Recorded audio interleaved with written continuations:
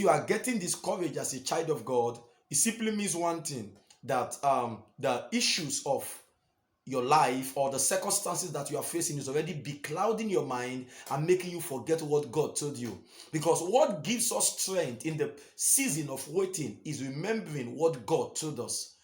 I take that again. What gives us strength in the season of waiting is remembering what God told us. The Bible tells us, it says, we must let our patience to do His complete work.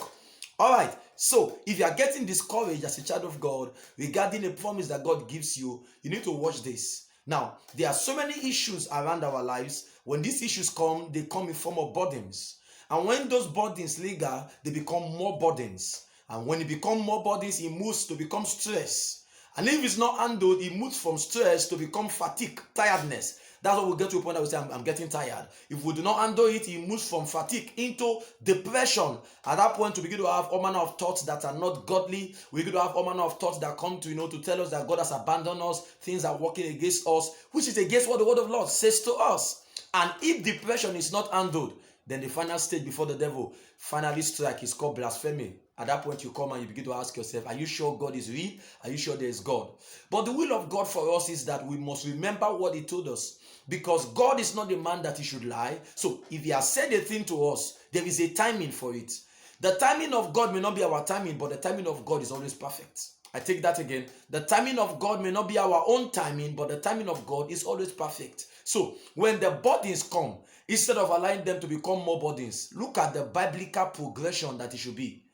Burdens, because as long as you're on earth, burdens will definitely come. I mean, there will be issues, there will be things that needs to be sorted out, there will be issues that needs to be handled.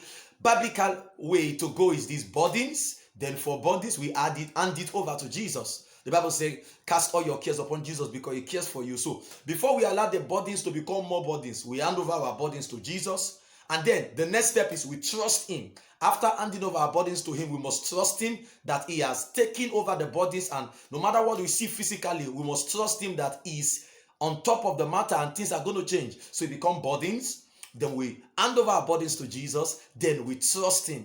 After trusting Him, then we rest. Because the proof of trust is rest. If you trust that Jesus has taken over your burdens, irrespective of what you see physically, you will get to a place of rest. Because He's the Prince of Peace and He gives us peace. So this is a pattern. From burdens, then we hand it over to Jesus, then we trust Him, then we have rest. After rest, we hear. We must open our hearts at that point of rest, because most time when God speaks, He speaks in a still small voice. When our heart is beclouded with so many worries, we'll never be able to hear the voice of God and we'll keep making mistakes. So now that we've come to a place of rest, then we hear. That is, the Lord tells us, this is what you should do. Go this way or go that way, or be patient or just wait. My timing is the right timing for you. I'm still working out something for you. So we go into the next phase now, which become to hear. Number one, burdens. Number two, we hand it over to Jesus. Number three, we trust. Number four, we rest. And then number five, we hear. And the last stage is we obey. Whatever He says to us, when we hear Him in the place of rest, we must obey. If He say wait, we wait.